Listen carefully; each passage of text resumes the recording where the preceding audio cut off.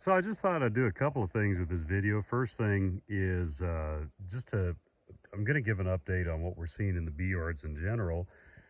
But we'll start off by I had a couple of questions, really good questions about our bear fencing technique. This is a yard, as you can see, that we did a video on that got hit because I forgot to put up a fence.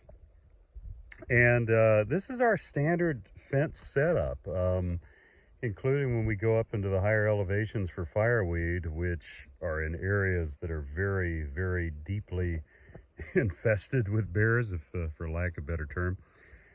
And we have not had a return. And somebody made mention, I thought it was a really good question, is, okay, well, once they taste honey, you know, I've heard that once they taste honey and brood, even a fence won't keep them or whatever. That has not been our experience. I hate to admit that I've had this experience a few times, as in either forgetting to put up a fence or just not having a fence up. And then all of a sudden one year we get hit. I guess I'm not sure how black bears operate as far as their territory or amount of time in an area, or whether they roam. I have no idea. But I know we've had yards that haven't been hit for 2 or 3 years, or haven't been hit at all, and then all of a sudden we'll come and, you know, find something like this. But anyway, single wire. We use the Gallagher S100 Energizer, solar Energizer. You can kind of see, I don't have my veil on and everything, so I really don't want to, well, whatever. What's a sting in the head every once in a while. You kind of see here's our Energizer. I usually like to hide that kind of, I mean, this is a pretty remote yard, so I mean, and it's a locked gate, so I mean, people aren't going to come back here that aren't supposed to be. But for more public areas, I always like to kind of keep that either out of sight or at a minimum right in the middle of the bees, so that people are a little less likely to mess with it.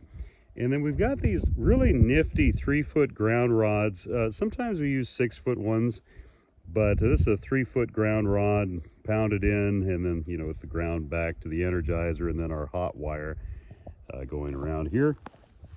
I would say it's probably maybe a foot and a half off the ground. I know it's kind of hard on video, but it's not, well, okay, so there's 3 medium supers stacked up, and it's about the same height, a little lower. The wire's a little lower than the stack of those 3 mediums.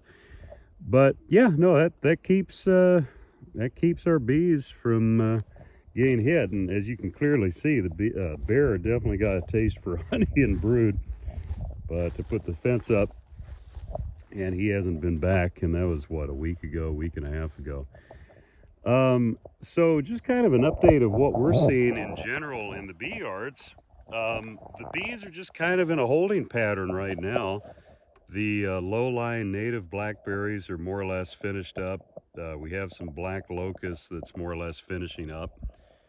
The Himalayan blackberries should start blooming here. Well, they actually are just starting.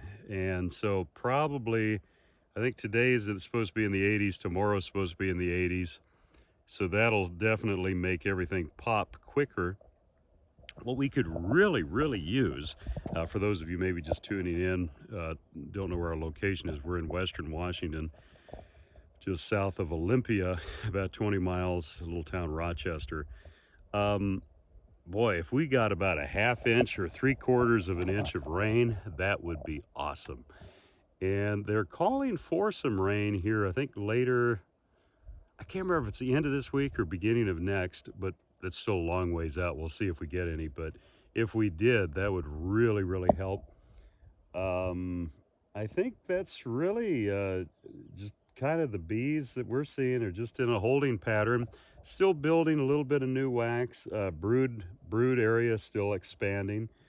Brood area actually looking really good. I think that I'm really excited about the possibility of our honey crop this year, if there is, it's a pretty little butterfly, if there is enough moisture for the blackberries to produce excess nectar. We'll see.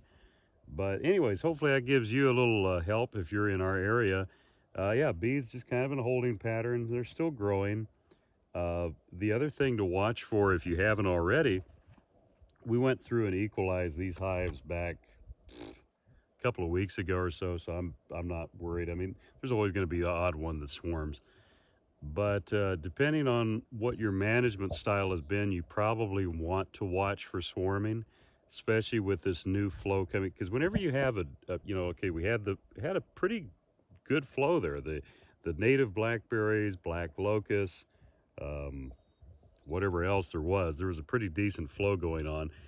And so you have, when a flow hits, you have that initial swarm impulse, especially if they haven't swarmed yet for that year, or even if there just hasn't, if there's been a bit of a dearth. As soon as there's that influx of nectar into the nests, you're going to see a swarm impulse, especially for your larger colonies, overwintered colonies, colonies on their second year. And so it's kind of the same here. Okay, we had a good flow, now there's a bit of a dearth, and now we're going to go into the potentially good flow with the Himalayan blackberries. And so once again, you just want to be aware of just keeping an eye on your bees. The main area to look for swarm cells is between the first and the second super. They love building them on the bottom of the frames on that second super for whatever reason. But if you do find them, then you have to obviously, figure out what strategy you want to use to either prevent them or to use the momentum of that swarm impulse to maybe make increase. And so anyways, it's kind of a whole bunch of different branches you can take off from there, and we'll get into that with another video, or even just some of our previous videos. We've talked about swarm control and swarm management. Anyways, I think I've talked enough. Hopefully this is helpful to you, and hey, we'll catch you a little bit later.